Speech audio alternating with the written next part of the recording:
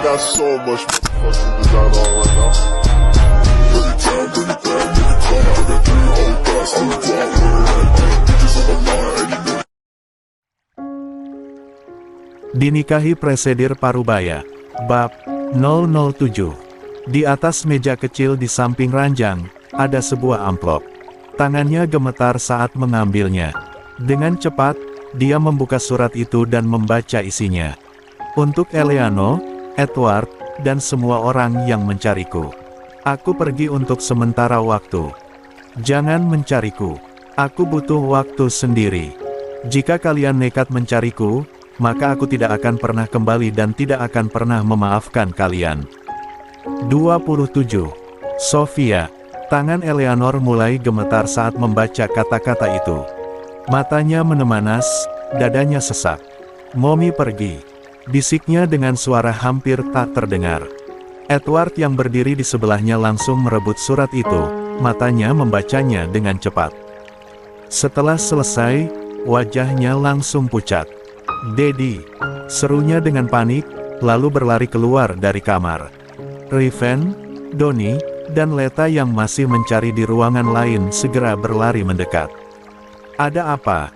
Apa kalian menemukan sesuatu?" tanya Riven dengan cemas. Eleanor menyerahkan surat itu kepada sang ayah. Riven dengan cepat membaca setiap kata dalam surat itu. Begitu selesai, tangannya mengepal. "Tidak, Sofia." Suaranya penuh dengan luka dan kesedihan. Donnie menghela napas berat saat membaca isi surat itu. Jadi dia benar-benar pergi. Gumamnya dengan mata berkaca-kaca. Leta menutup mulutnya dengan tangan, bahunya bergetar. "Sofia, anakku," bisiknya penuh penyesalan. 3. Edward menatap ayahnya dengan mata penuh harap. "Daddy, kita harus mencarinya. Kita tidak bisa membiarkan Mommy pergi begitu saja." 2. Tapi Riven hanya bisa menatap surat itu dengan ekspresi kelam. Sofia sudah membuat keputusan. Dan kali ini, dia benar-benar pergi. Suasana villa kecil Sofia terasa sunyi. Angin malam berhembus lembut, namun ketegangan yang meliputi orang-orang di sana terasa begitu kuat setelah membaca surat dari Sofia. Mereka semua terdiam dengan wajah yang bercampur aduk. Tiba-tiba, suara deru mobil terdengar dari kejauhan. Lampu sorot menerangi halaman villa sebelum akhirnya sebuah mobil berhenti dengan kasar. Pintu terbuka dengan cepat, dan seorang wanita keluar dengan langkah tergesa. Itu Rena. Rena segera masuk ke dalam villa yang kebetulan pintunya terbuka lebar. Begitu mata Rena menangkap sosok Riven dan yang lainnya berdiri di depan pintu villa, dia langsung tahu sesuatu telah terjadi. "Mana Sofia?" Suara Rena terdengar tajam, penuh ketegangan.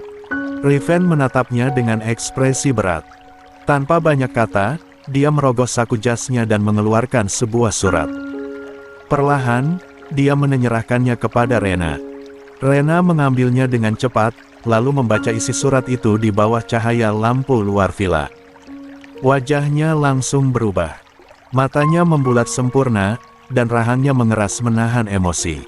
"Sial, Sofia benar-benar pergi." Suaranya meninggi, matanya yang biasanya penuh ketenaran kini berkilat marah. 28. Tidak ada yang menjawab. Semua hanya menunduk dengan ekspresi rumit. Tiba-tiba, Rena mendengus keras.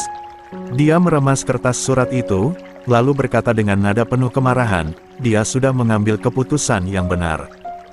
Biarkan dia menyendiri dulu.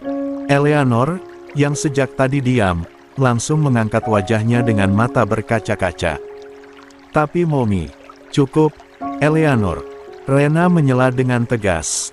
"Kamu harus mengerti perasaan ibumu. Dia sudah cukup menderita, dan kalian semua baru menyadarinya sekarang. Biarkan dia memiliki ruang untuk dirinya sendiri." Eleanor terdiam. Butuh beberapa saat sebelum akhirnya dia mengangguk pelan, meskipun hatinya masih terasa berat. Rena kembali berbicara.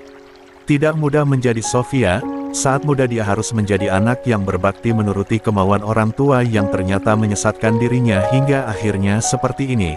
Sindir Rena, membuat orang tua Sofia semakin merasa bersalah, tapi mereka hanya diam. Setelah suasana sedikit reda, Rena menarik napas dalam-dalam dan berkata dengan nada penuh ketegasan, "Aku akan menuntut Vanessa. Dia tidak bisa lolos begitu saja dari perbuatannya." Donnie, ayah Sofia, mengangguk setuju. Itu memang seharusnya dilakukan. Namun, tiba-tiba, Rena mengerutkan kening. "Sayangnya, aku juga ingin menuntut Robin, tapi hukum kadaluarsa kejahatan keluarga Rahardian sudah lewat. Kita tidak bisa menyeretnya ke penjara." Riven, yang sejak tadi diam, tiba-tiba tersenyum dingin. Matanya berkilat dengan niat berbahaya. "Siapa bilang aku akan membiarkan mereka lolos begitu saja?" Semua orang menoleh ke arahnya. "Penjara bukan satu-satunya cara untuk menghancurkan seseorang," lanjut Riven. "Mereka mungkin tidak bisa kami jebloskan ke balik jeruji besi, tapi sanksi sosial akan membuat hidup mereka lebih buruk daripada di dalam penjara." Riven menatap langit malam, lalu kembali menatap semua orang di sana. "Dan bukan hanya itu. Aku juga akan menghancurkan bisnis keluarga Rahardian. Aku akan pastikan mereka tidak akan pernah bisa berdiri lagi." 3. Suara Riven terdengar dingin, tanpa ampun. Angin malam kembali berhembus, membawa ketegangan yang semakin pekat. Malam itu, satu keputusan telah diambil. Kehancuran keluarga Rahardian. Hanya tinggal menunggu waktu. "Sekarang kita pulang dulu. Biarkan Sofia menenangkan diri. Ingat, jangan mencarinya, jika tak ingin dibenci oleh Sofia," sindir Rena pada Riven. 29. DAAP 50. Di dalam ruang rawat rumah sakit tempat Saskia dirawat, Robin yang baru saja memejamkan mata selama 1 jam tersentak kecil saat ponselnya bergetar. Nada deringnya memecah keheningan ruangan. Mikaela dan Reno yang tidur di sofa ikut terbangun, mengusap wajah mereka yang masih penuh kantuk. Mata mereka tertuju pada Robin yang terlihat ragu sebelum mengangkat teleponnya. Robin menatap layar ponselnya. Melihat nama yang tertera, hatinya langsung dipenuhi firasat buruk. Perlahan, dia menghela napas sebelum akhirnya mengangkat telepon itu. "Halo." Suaranya terdengar parau karena kurang tidur. Suara dari seberang terdengar tegas dan dingin. "Pak Robin, Anda harus datang ke Universitas sekarang juga. Ada hal penting yang perlu dibicarakan." Robin menggigit bibirnya. Dia tahu betul, tidak ada hal baik yang menunggunya di sana. Namun, dia hanya bisa mengiyakan. "Baik, saya akan segera ke sana." Tanpa menunggu lama, Robin segera bangkit dari tempat duduknya. Dia berjalan ke kamar mandi untuk membersihkan diri, meninggalkan Mikaela dan Reno yang saling bertukar pandang dengan ekspresi penuh tanda tanya. "Ada apa?" tanya Reno dengan nada khawatir. Mikaela hanya menggeleng, matanya masih menatap pintu kamar mandi yang tertutup. "Entahlah. Tapi aku yakin ini pasti ada hubungannya dengan skandal yang tersebar. Sementara itu, Vanessa masih entah di mana." Robin tidak peduli. Saat ini, yang terpenting baginya adalah menghadapi apa yang menunggunya di universitas. Dan dia tahu, sesuatu yang besar akan terjadi hari ini. Pagi itu, suasana Universitas begitu mencekam. Ratusan mahasiswa berkumpul di halaman utama, mengangkat spanduk dan poster bertuliskan, "Robin Rahardian harus dipecat. Rektor Armoral tidak pantas menjadi pemimpin kami. Hukum sosial untuk pengkhianat." Teriakan mereka menggema di seluruh area kampus. Beberapa wartawan juga tampak hadir, mengabadikan momen ini. Di tengah kekacauan itu, seorang pria dengan wajah tegang berjalan menyelinap di antara bangunan kampus. Robin Rahardian. Dia tahu jika irinya muncul di depan para mahasiswa, maka kemungkinan besar dia akan dipermalukan atau bahkan diserang. Oleh karena itu, dia memilih jalur samping, berharap bisa masuk ke dalam gedung rektorat tanpa terdeteksi. 30. Saat akhirnya Robin berhasil mencapai ruang rapat, suasana di dalam lebih dingin daripada udara luar. Di sana, para dosen dan petinggi universitas sudah menunggu. Tidak ada senyum, tidak ada sambutan. Hanya tatapan tajam penuh kebencian.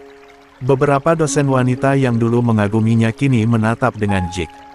Mereka merasa tertipu, bagaimana bisa seorang pria yang selama ini dikenal sebagai sosok intelektual dan bermoral tinggi ternyata adalah manusia busuk yang tega menjual istrinya sendiri demi jabatan dan uang. Robin menelan ludah, mencoba menguasai dirinya.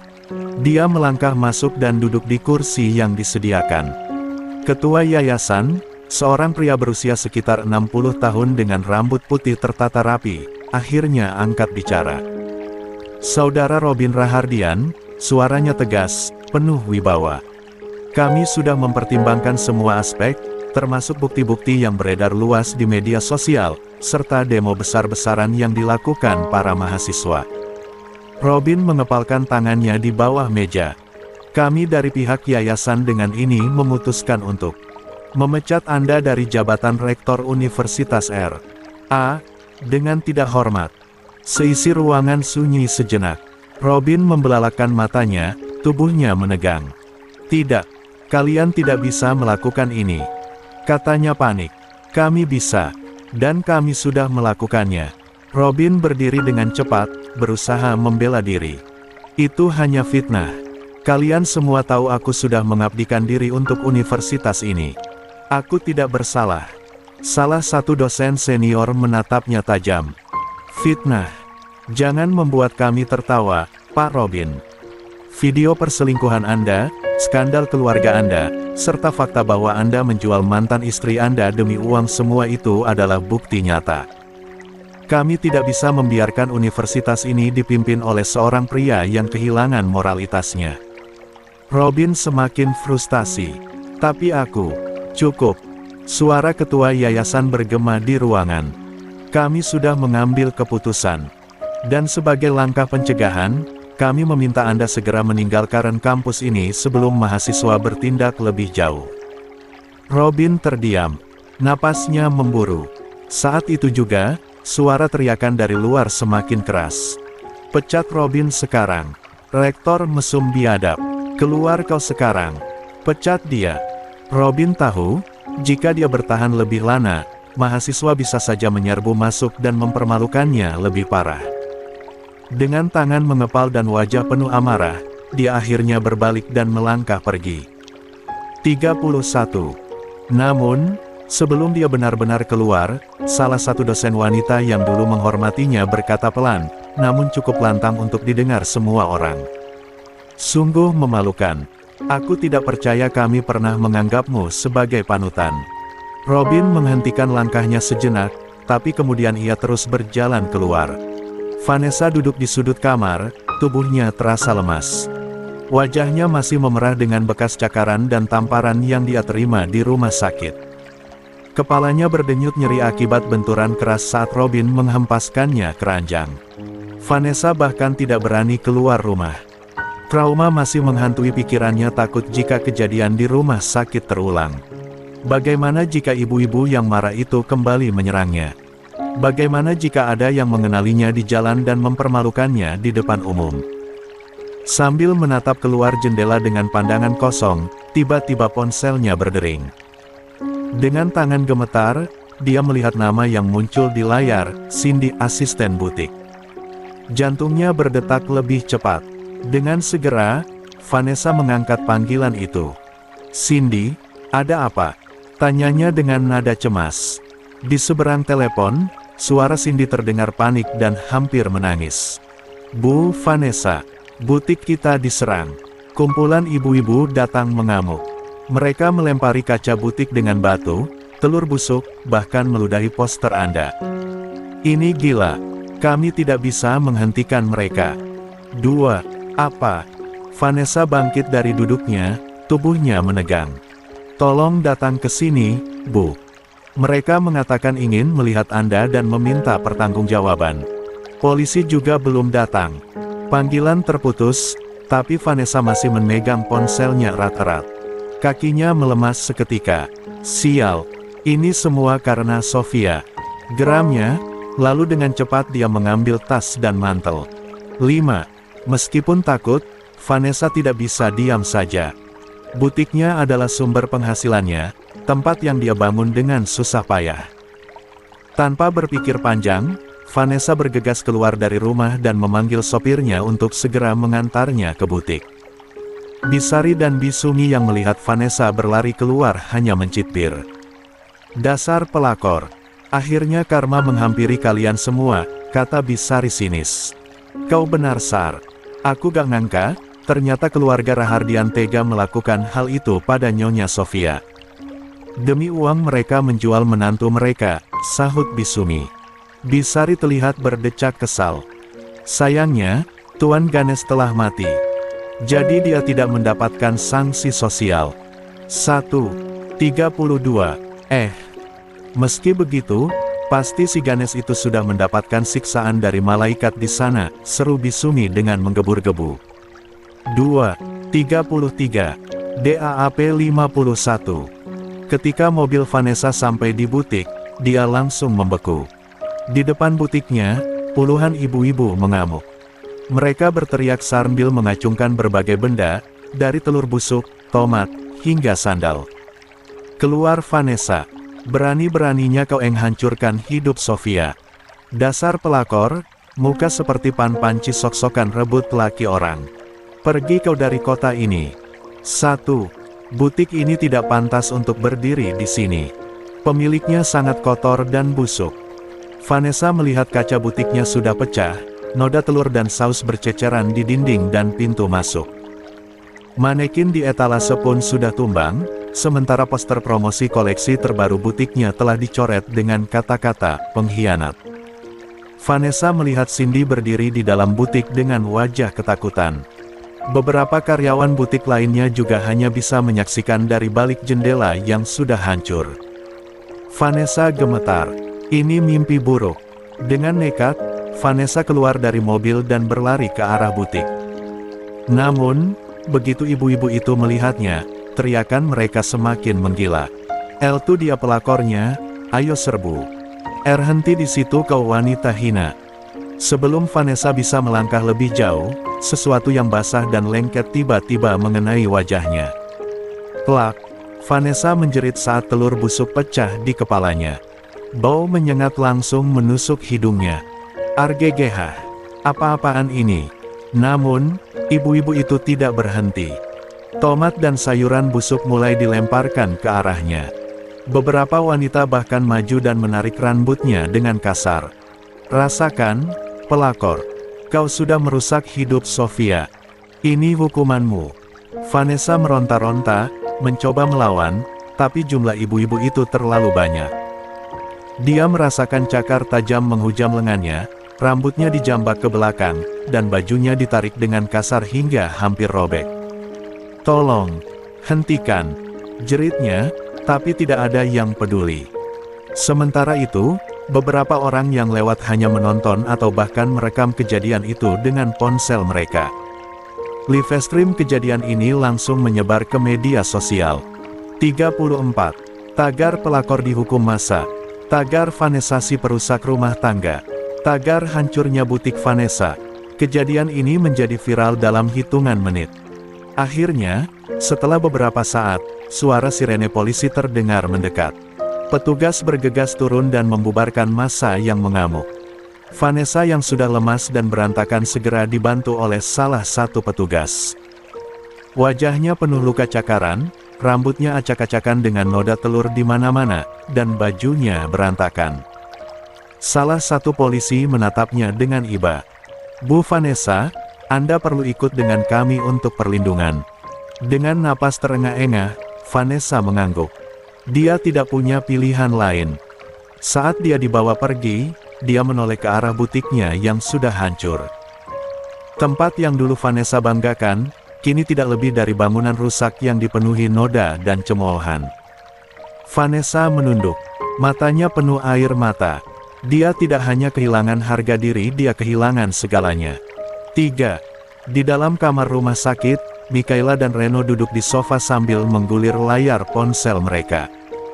Keduanya menjaga nenek mereka, Saskia, yang masih belum sadarkan diri. Namun, perhatian mereka teralihkan saat notifikasi berita muncul di ponsel masing-masing. Vanessa diamuk Ibu Elbu. Butiknya dihancurkan. Mikaela dan Reno saling berpandangan dengan ekspresi ngeri. Dalam video yang beredar luas, Vanessa tampak berantakan, dengan telur busuk dan noda saus di seluruh tubuhnya. Para ibu-ibu berteriak marah, menarik rambutnya, dan bahkan menamparnya. Butiknya juga hancur, dengan kaca-kaca pecah dan coretan hinaan di mana-mana. Reno menelan ludah. Ini keterlaluan. Mikaela menghela napas. Tapi dia memang pantas mendapatkannya, kan? Mereka termenung sejenak. Seburuk apapun Vanessa, dia tetap ibu sambung mereka. Tapi apa yang telah dia lakukan memang tidak bisa dimaafkan. Tiba-tiba, pintu kamar terbuka, menampilkan Robin yang masuk dengan wajah kusut dan mata merah. Mikaela dan Reno segera bangkit dari duduk mereka. "Papa, kenapa wajah papa seperti itu?" tanya Reno dengan cemas. Robin menghela napas panjang. Dengan suara berat, dia menjawab, "Papa dipecat tidak terhormat dari universitas." 35. Mikaela dan Reno terbelalak. "Apa? Kenapa, Pak?" Mikaela bertanya dengan suara bergetar. 1. Robin mengusap wajahnya, terlihat lelah. Karena semua skandal ini, mahasiswa demo, dosen-dosen membenci papa. Mereka bilang papa mencoreng nama baik universitas. Jadi papa dikeluarkan dengan tidak hormat. Mikaela dan Reno terdiam. Semua ini terasa seperti mimpi buruk yang tidak ada habisnya. Dalam hati mereka bertanya-tanya, apa salah keluarga mereka? Mengapa semuanya hancur seperti ini? 9. Namun, keheningan itu terpecah ketika ponsel Robin tiba-tiba bergetar, menandakan panggilan masuk. Robin mengangkatnya dengan malas. "Halo." Dari seberang telepon, suara seseorang terdengar panik. "Pak Robin, pabrik keluarga Rahardian terbakar. Api sudah melahap hampir seluruh bangunan." Robin tersentak. "Apa?" Sebelum Robin bisa mencerna kabar buruk itu, suara lain menyusul. "Bukan hanya itu, Pak. Perusahaan milik keluarga Pak Robin Rahardian juga terkena dampaknya. Produk kita diboikot oleh masyarakat. Semua pelanggan dan distributor menarik diri." 2. Tangan Robin gemetar. Telepon hampir jatuh dari genggamannya. Reno dan Mikaela juga tak kalah terkejutnya. Meski itu perusahaan kecil, tapi perusahaan itulah yang membuat keluarga mereka tetap hidup berjaya dan bisa berfoya-foya. "Perang! Sial! Sial! Sial!" Robin berteriak dan melempar ponselnya ke lantai, membuat Mikaela dan Reno tersentak. Mikaela menatap ayahnya dengan ngeri. "Pak, apa maksudnya? Pabrik kita terbakar. Perusahaan kita bangkrut." 1. Robin tidak menjawab. Dia hanya duduk di kursi dengan tatapan kosong, kepalanya tertunduk. Semuanya telah hancur. Dan dia tahu siapa penyebabnya. Vanessa. Jika Vanessa tidak membuka rahasia keluarga mereka di depan umum. Jika Vanessa tidak membuat segalanya berantakan. Semua ini tidak akan terjadi. 2. Namun, saat Robin menelusuri pikirannya lebih dalam, dia mulai merasakan sesuatu yang lain, penyesalan. Bukan hanya karena Vanessa, tapi karena keputusannya di masa lalu. Dulu, ketika dia masih bersama Sofia, hidupnya baik-baik saja. Sofia adalah istri yang sempurna, lembut, penyabar, dan setia. Dia mengurus rumah, merawat anak-anak, bahkan mendukung bisnis keluarga. Sofia tidak pernah menuntut, tidak pernah mencampuri urusan bisnisnya. Tidak pernah bertanya kemana dia pergi di 36 malam hari. Dan justru itu yang membuat Robin merasa bebas. Dia bisa berselingkuh dengan Vanessa sesuka hati bahkan sampai bertahun-tahun, sementara Sofia tetap ada di rumah, menerima semua perlakuannya tanpa protes. Robin mengerang pelan, menutup wajahnya dengan kedua tangan. Andai saja dulu dia lebih lembut pada Sofia. Andai saja dia tidak mengabaikan Sofia dan memperlakukannya dengan lebih baik. 1. Mungkin Sofia tidak akan pergi. Mungkin Sofia tidak akan marah dan meminta cerai. Mungkin semua ini tidak akan terjadi. Namun, semua itu hanyalah angan-angan kosong. Sofia sudah pergi. Dan sekarang, dia kehilangan segalanya. Suara Mikaela langsung memecah keheningan. "Bagaimana dengan pengobatan nenek?" tanyanya. Robin langsung tertarik menuju kesadarannya. "Akan papa pikirkan." 37. DAAP 52.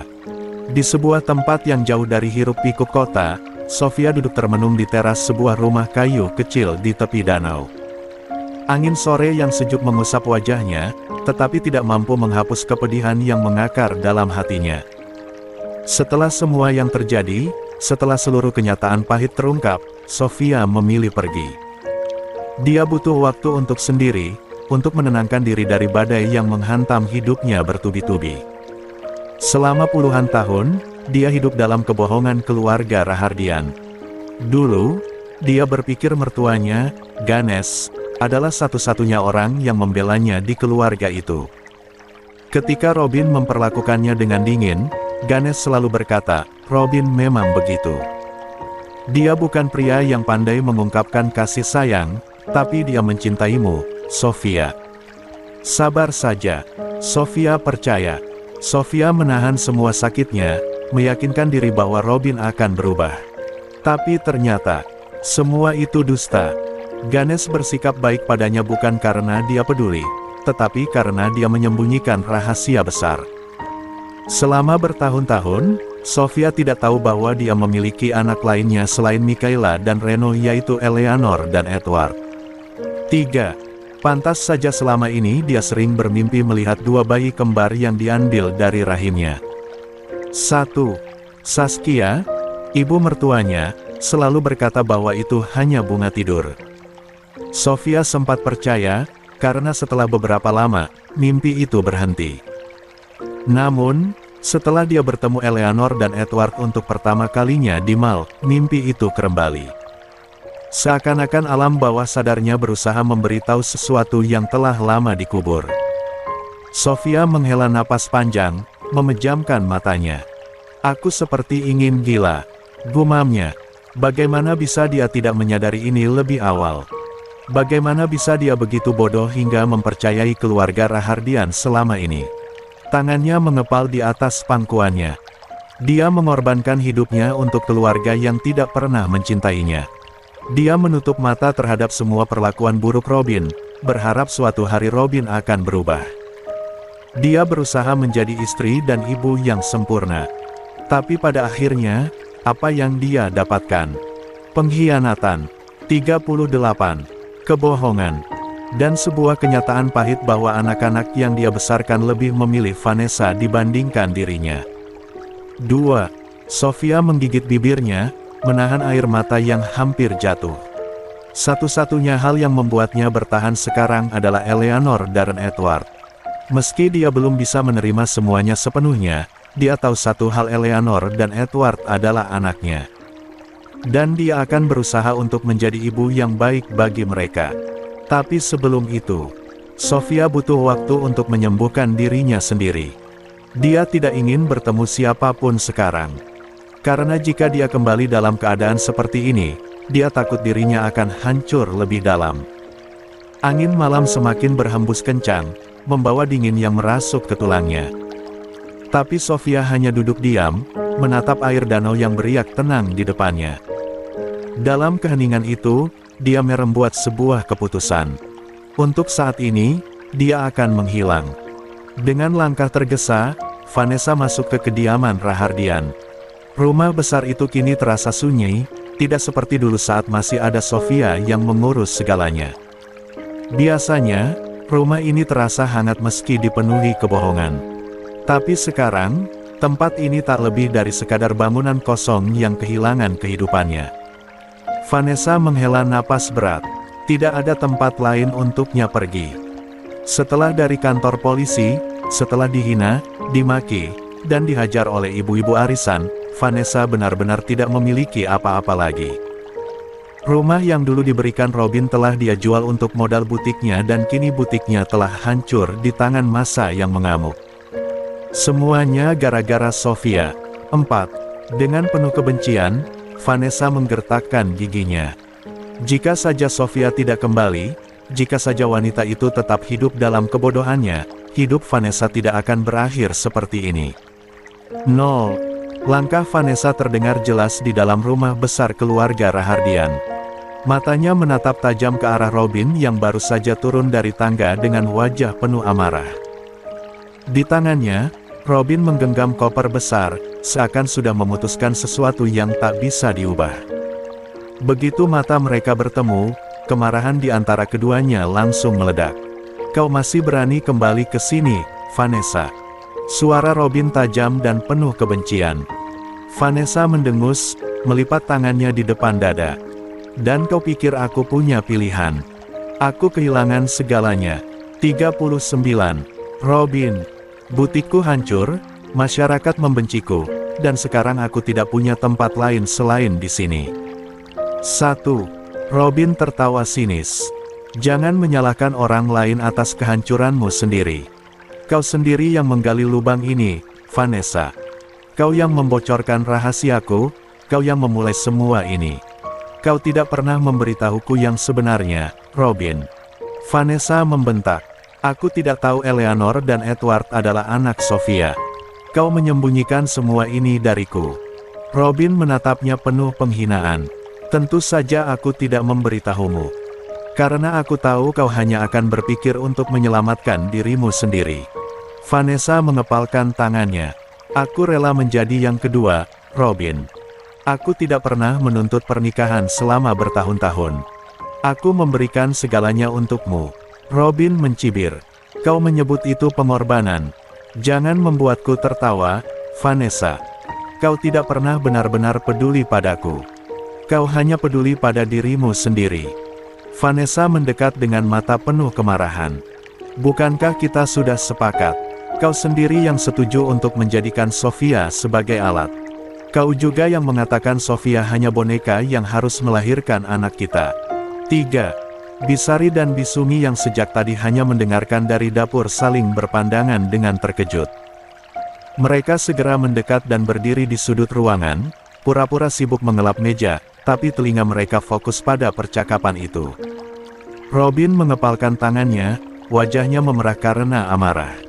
"Aku bodoh karena mendengarkanmu. Seandainya kau tidak berbohong tentang mandul di hadapan orang tuaku, mungkin aku tidak akan menikahi Sofia." 1.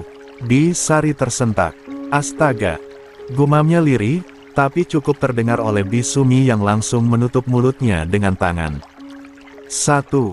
Vanessa menatap Robin dengan ekspresi penuh kepahitan. "Jadi sekarang kau menyesal? Setelah semuanya terjadi?" Robin menatapnya tajam. "Ya, aku menyesal. Aku menyesal tidak pernah memperlakukan Sofia dengan baik. Aku menyesal telah percaya padamu dan membiarkan kebohongan ini berlangsung begitu lama." Vanessa tertawa pahit. "Lalu kau mau apa sekarang? Mengusirku? Membuang aku seperti sampah?" 1. Robin tidak menjawab, hanya berbalik menuju pintu. Vanessa mengejarnya, menggenggam lengan Robin dengan kasar. "Jangan pura-pura suci, Robin. Kau juga bagian dari kebusukan ini. Ingat, kau juga ada andil di dalamnya, kau yang setuju menjadikan rahim Sofia sebagai rahim pengganti." Robin menarik lengannya dengan kasar, tatapannya semakin dingin. "Dan itu adalah dosa terbesar dalam hidupku." Tiba-tiba, suara napas tertahan terdengar dari arah dapur. 40. Bisari dan Bisumi yang sejak tadi mendengar semuanya, kini menatap mereka dengan mata melebar. Kalian bilang apa tadi?"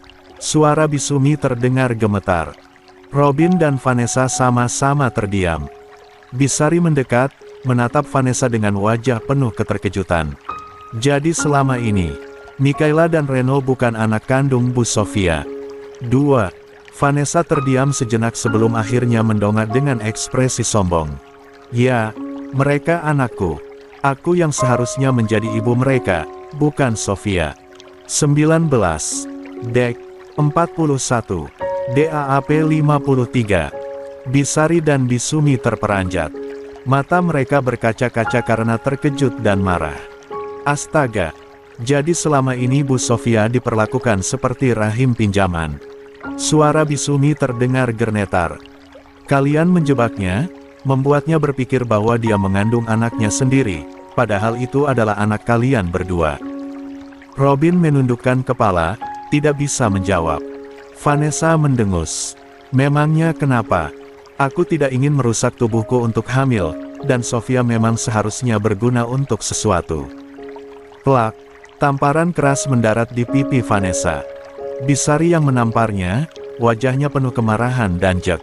Kau lebih buruk dari yang aku bayangkan. Bu Sofia selama ini mengasuh Mikaela dan Reno dengan penuh kasih sayang, berpikir mereka adalah anaknya sendiri, sementara kalian menipunya selama bertahun-tahun. Vanessa tersentak, wajahnya memerah karena tamparan itu. Beraninya kau. Bisumi ikut bicara, suaranya bergetar karena emosi. Kami sudah bekerja di rumah ini selama puluhan tahun. Kami melihat bagaimana Bu Sofia selalu bersabar meskipun Pak Robin berselingkuh. Kami melihat bagaimana dia menangis diam-diam, bagaimana dia merawat Mikaela dan Reno tanpa tahu bahwa mereka bukan anak kandungnya. Dan sekarang kau berkata seolah itu adalah hal biasa. 1. Robin menutup matanya, menahan rasa bersalah yang menghantamnya bertubi-tubi. Vanessa merapikan rambutnya dengan tangan gemetar, lalu menatap Robin dengan tatapan tajam. Aku tidak peduli dengan opini mereka, Robin. Aku hanya peduli pada kita. Kau tidak bisa meninggalkanku. Robin menghela napas panjang, lalu menatap Vanessa dengan penuh kehancuran. Tidak ada lagi, kita, Vanessa. Kita sudah berakhir. Vanessa membeku. Apa maksudmu? Robin mengangkat koper di tangannya. Aku akan pergi. Aku tidak bisa tinggal di rumah ini lagi. Aku sudah kehilangan segalanya, dan aku tidak ingin terus hidup dalam kebohongan ini. Vanessa tertawa sinis, meski matanya mulai memerah. Jangan bercanda, Robin. Kau tidak punya tempat lain untuk pergi. Robin tersenyum miris. Aku lebih baik hidup di jalanan daripada menghabiskan 1 hari lagi bersamamu. Setelah mengatakan itu, Robin berjalan menuju pintu tanpa menoleh ke belakang. Vanessa berdiri mematung, sementara Bisari dan Bisumi masih menatapnya dengan ekspresi penuh kebencian. 42. Robin, teriak Vanessa. Saat pintu tertutup di belakang Robin, Vanessa merasakan sesuatu yang dingin merayapi tubuhnya. Untuk pertama kalinya dalam hidupnya, dia benar-benar sendirian. Dan kali ini, tidak ada yang bisa dia salahkan selain dirinya sendiri. Tapi Vanessa tidak ingin menyerah begitu saja, dia dengan cepat mengejar Robin. Robin melangkah cepat menuju mobilnya, tanpa menoleh ke belakang sedikit pun. Tangannya sudah menggenggam gagang pintu mobil ketika suara langkah terburu-buru terdengar di belakangnya. Robin! Suara Vanessa melengking di udara malam yang sepi. Robin mendesah panjang, menutup matanya sejenak sebelum berbalik dengan wajah penuh kejengkelan. Apalagi, Vanessa.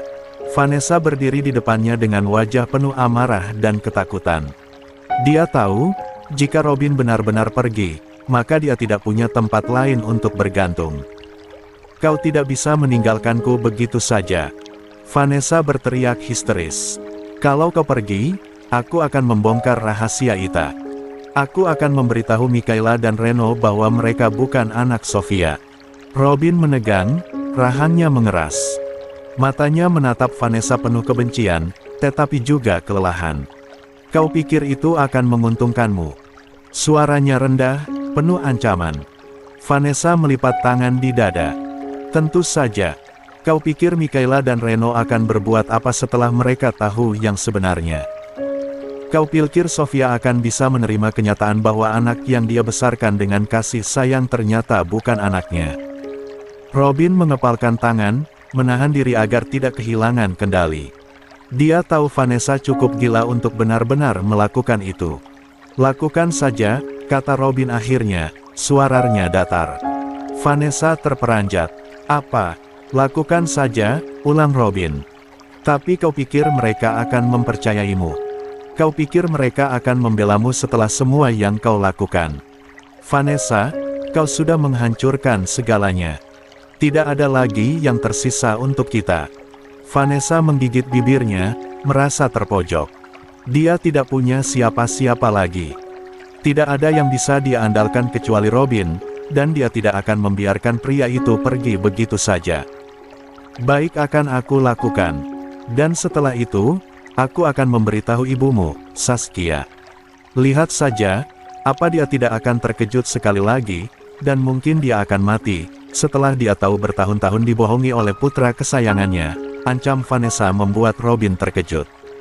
Kau... Gigi Robin bergemeletup karena menahan amarahnya. Ingin sekali Robin memukul Vanessa, tapi dirinya tidak ingin punya masalah lebih panjang lagi jika berkasus dengan polisi. 43. Vanessa benar, jika sang ibu tahu jika Mikaela dan Reno bukan anak Sofia melainkan anak Vanessa, mungkin sang ibu kembali syok. Robin menarik napas panjang, lalu berkata dengan suara lebih tenang, "Aku tidak bisa tinggal di rumah ini lagi, Vanessa." Mata Vanessa menyipit. "Apa maksudmu?" Robin menatap rumah besar keluarga Rahardian yang kini terasa begitu suram. "Rumah ini akan dijual." Vanessa terkejut. "Apa? Kenapa?"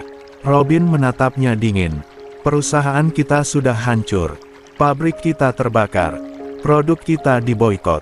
Tidak ada lagi sumber pendapatan. Dan ibuku. Dia butuh pengobatan. Satu-satunya cara untuk mendapatkan uang adalah dengan menjual rumah ini." Vanessa menggeleng tak percaya. "Kau bercanda, kan? Ini rumah keluarga Rahardian. Kau tidak bisa menjualnya." Robin tertawa sinis. "Kau masih berpikir kita ini siapa, Vanessa? Kita bukan siapa-siapa lagi. Tidak ada lagi keluarga Rahardian yang kau banggakan itu. Semuanya sudah hancur.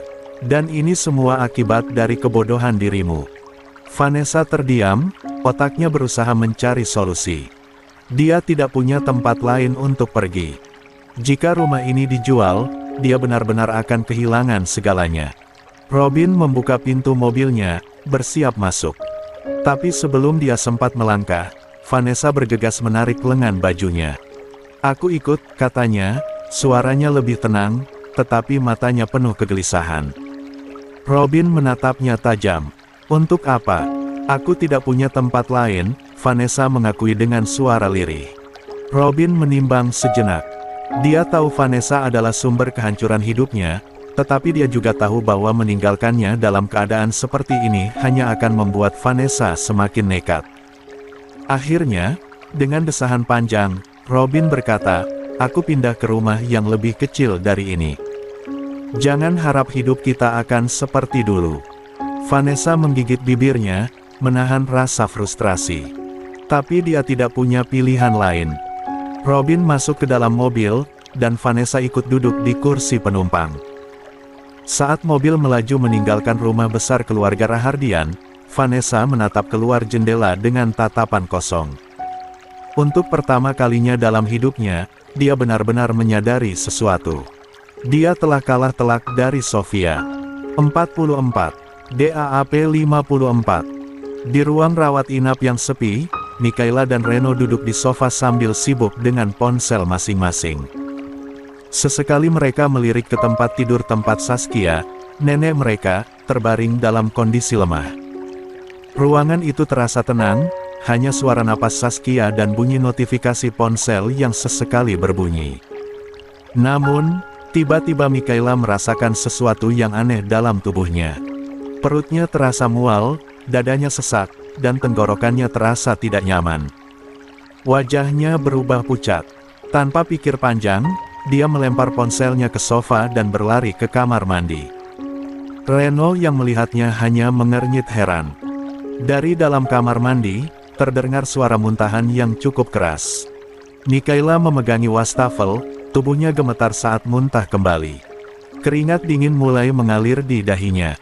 2. Reno, yang awalnya tak peduli, mulai merasa aneh. Dia melirik ke arah kamar mandi dengan ekspresi penasaran. "Hei, kau kenapa?" tanya Reno setelah beberapa saat. Mikaela keluar dengan wajah pucat, matanya sedikit berair karena muntah yang terlalu banyak. "Aku mungkin masuk angin," jawabnya pelan, berusaha terlihat tenang. 3. Reno mendengus kecil. "Serius? Masuk angin sampai muntah begitu?" Mikaela hanya mengangguk, tidak ingin menjelaskan lebih lanjut. Dalam hatinya, dia merasa ada sesuatu yang salah. 6. Sejak kejadian beberapa hari yang lalu, sejak semua rahasia keluarga Rahardian mulai terungkap, Mikaela merasakan tubuhnya berubah. Dia mudah lelah, sering pusing, dan sekarang muntah-muntah tanpa sebab yang jelas.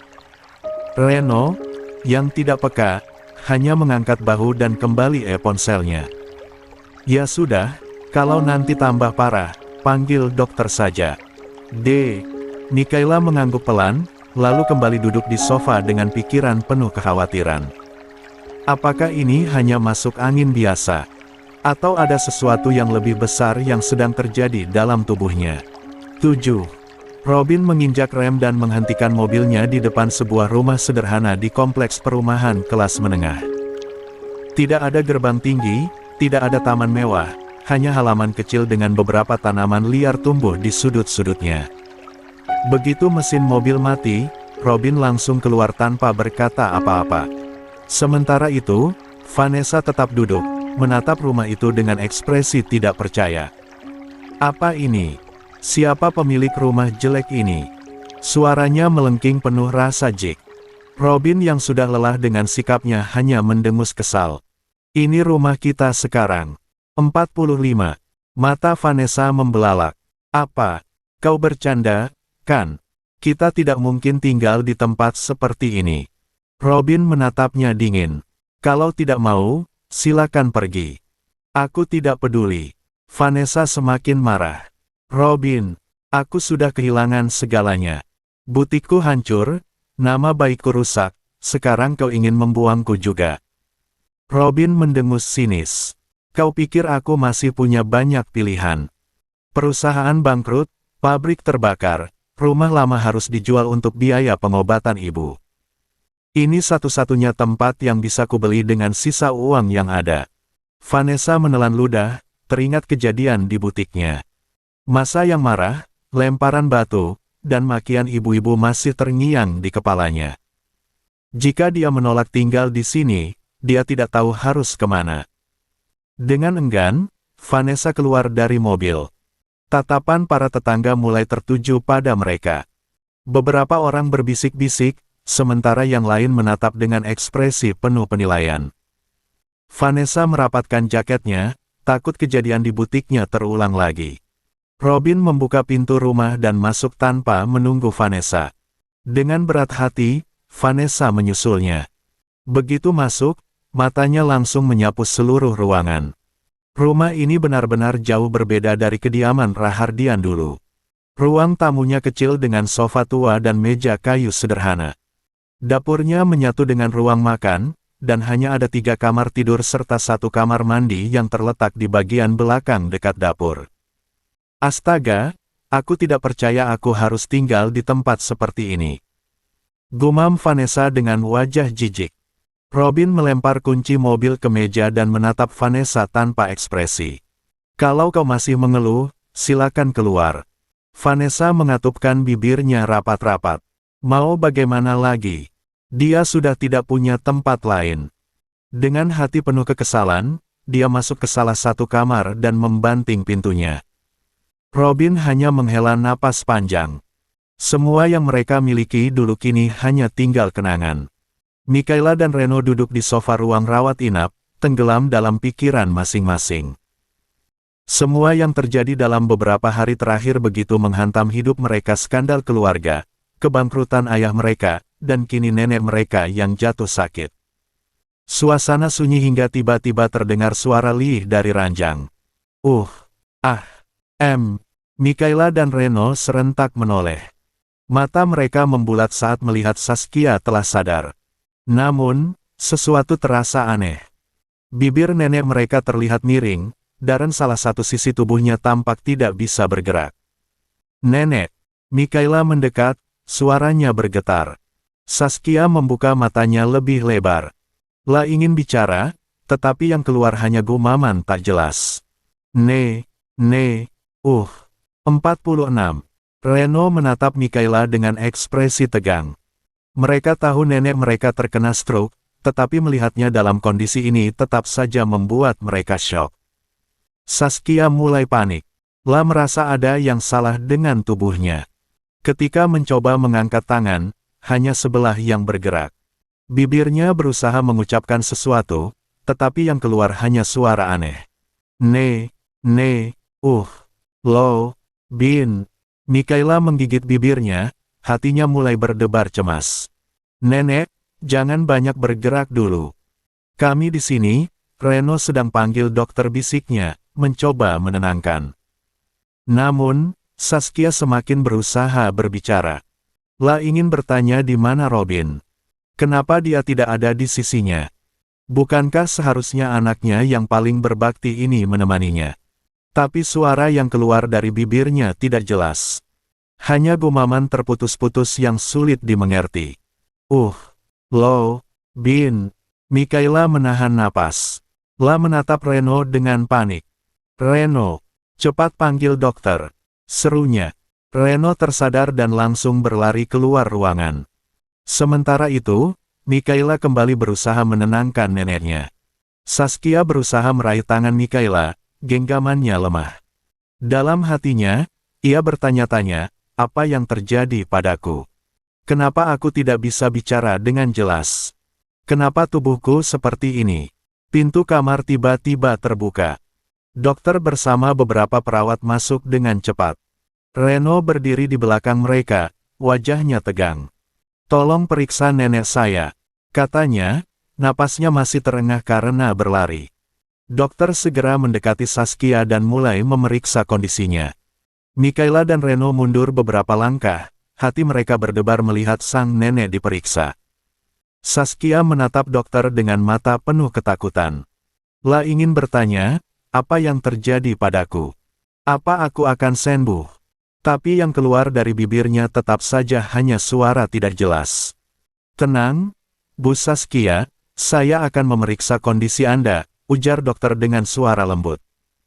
Mikaela dan Reno hanya bisa berdiri di sudut ruangan, menyaksikan nenek mereka yang kini terlihat begitu lemah dan tidak berdaya. Hati mereka penuh kecemasan. Bagaimana nasib keluarga mereka setelah ini? 47. DAAP 55. Robin dan Vanessa tiba di rumah sakit setelah menerima panggilan dari Mikaela. Robin berjalan cepat, wajahnya penuh kecemasan. Napasnya sedikit memburu, pikirannya dipenuhi ketakutan akan kondisi ibunya, Saskia. Berbeda dengan Robin, Vanessa justru tampak santai. La berjalan di belakang Robin dengan langkah malas, wajahnya tanpa ekspresi, seolah semua ini bukan urusannya. Saat mereka tiba di depan ruang rawat inap, Robin langsung melihat kedua anaknya, Mikaela dan Reno, berdiri dengan wajah khawatir. Mana nenek? Tanya Robin cepat. Reno menoleh pada ayahnya, suaranya terdengar berat saat menjawab, masih diperiksa dokter, Pak. Tepat setelah Reno berbicara, pintu ruangan terbuka. Dokter keluar dengan ekspresi serius. Bagaimana keadaan ibu saya, dok? Tanya Robin cemas. Dokter menghela napas sebelum menjawab, Bu Saskia mengalami syok akibat kondisinya. Karena itulah dia sempat memberontak. Tapi kami sudah memberinya obat penenang agar bisa beristirahat dengan tenang. Robin mengangguk, sedikit lega meski masih cemas. Terima kasih, dok. Setelah dipersilakan, Robin segera masuk ke kamar, diikuti oleh Mikaela dan Vanessa. Di dalam, mereka melihat Saskia terbaring lemah, matanya tertutup. Wajahnya tampak pucat, dan bibirnya yang miring semakin menunjukkan betapa parah kondisinya. Ruangan itu mendadak hening. Robin menatap ibunya dengan tatapan sendu, meratapi nasibnya yang semakin terpuruk. Kenapa hidup kita jadi seperti ini? Gumamnya pelan, hampir tak terdengar. Di sisi lain, Mikaela menundukkan kepala. Dalam hati, ia juga bertanya-tanya. Hidup mereka dulu baik-baik saja, tetapi kini semuanya berantakan. Kenapa ini semua terjadi? Pikir Mikaela. Tiba-tiba, suara ponsel berdering memecah keheningan. Semua menoleh ke arah Reno yang buru-buru mengeluarkan ponselnya. Saat melihat nama si penelepon, wajahnya berubah tegang. Robin yang memperhatikan itu langsung bertanya, siapa yang meneleponmu? Reno tampak gugup, lalu cepat-cepat menjawab, teman kuliah, Pak. Tanpa menunggu reaksi lebih lanjut, Reno segera keluar ruangan sambil mengangkat telepon. Langkahnya terburu-buru, seolah ada sesuatu yang mendesak. Robin mengerutkan kening, merasa ada yang aneh dengan sikap Reno. 48. Di sisi lain, Vanessa malah duduk di tepi kasur dengan wajah bosan. Tak peduli dengan apa yang terjadi. Mikaela menoleh ke arahnya lalu bertanya dengan hati-hati, Mama, nggak bawa makanan? Kai lapar, Ma. Vanessa meliriknya sebentar sebelum menjawab dengan nada malas, Mama kan nggak bisa masak. Kalau mau makan, beli saja di luar. Jangan membuat sesuatu yang mudah malah jadi sulit. Mikaela terdiam, perasaan kecewa langsung menyelimutinya. Entah kenapa, ucapan Vanessa justru mengingatkannya pada sosok Sofia. Sofia yang selalu memperhatikan mereka. Sofia yang selalu memastikan mereka makan dengan baik. Sofia yang selalu peduli. Tanpa sadar, Mikaela menggigit bibirnya, mencoba menahan perasaan yang tiba-tiba menggebu di dadanya. Saat Mikaela masih dalam lamunannya, pintu kamar terbuka lagi. Reno masuk dengan wajah tegang. Tanpa basa-basi, ia langsung berkata, Pak, aku mau keluar sebentar. Robin menatapnya tajam. Mau kemana? Namun, Reno tidak menjawab. Tanpa menunggu izin dari ayahnya, ia langsung berbalik dan berlari keluar ruangan. Robin yang melihat itu langsung kesal. Anak itu tidak sopan sekali. Aku belum mengizinkan dia pergi. Gerutunya dengan nada tinggi. Vanessa, yang sejak tadi hanya diam, akhirnya buka suara. Namanya juga anak muda. Pasti buru-buru kalau ada urusan. Robin menghela napas panjang. Entah kenapa, semakin hari, hidupnya terasa semakin tidak terkendali. Di sebuah butik mewah yang kini terasa lebih sepi dari biasanya, Eleanor dan Edward duduk di sofa yang terletak di ruang istirahat karyawan. Keduanya menunggu dengan gelisah, berharap ada kabar baik tentang sosok yang mereka rindukan, Sofia, momi mereka. Kak Ed, apa kakak sudah menerima kabar dari anak buah Kak Ed? Tanya Eleanor pada sang kakak. Edward menggeleng pelan, meski dia telah mengerahkan seluruh anak buahnya serta kemampuan terbaiknya untuk mencari sang momi. Tetap saja Sofia tidak ditemukan seolah telah disembunyikan dengan baik. Maafkan kakak, iya. Kakak akan berusaha lagi untuk mencari momi, kata Edward lembut. Eleanor mendesah kecewa, lalu keheningan kembali terjadi. Eleanor terus memainkan ujung blusnya, sementara Edward hanya menatap kosong ke arah meja. Mereka berharap wanita itu segera kembali. Tak lama, suara langkah kaki terdengar memasuki butik. Keduanya langsung menoleh, berharap yang datang adalah orang yang mereka nantikan. 49. Namun, yang muncul adalah sosok tinggi dengan aura dingin dan tegas Riven Rex, sang Dedi. Tanpa menunggu, Eleanor dan Edward langsung berdiri dan menodongkan pertanyaan yang sama, hampir bersamaan. Dedi, apa momi sudah ketemu? Wajah Riven tetap tenang, tapi jika diperhatikan lebih dekat, ada guratan kelelahan di sana. Menghela napas panjang sebelum akhirnya menggeleng pelan. Belum, jawabnya singkat. Kekecewaan langsung tergambar di wajah kedua anaknya. Eleanor menggigit bibir, sedangkan Edward mengusap wajahnya, berusaha menyembunyikan emosinya. Riven bisa merasakan kecemasan yang mengikat hati mereka. Namun, ia tidak ingin mereka terus terjebak dalam perasaan itu.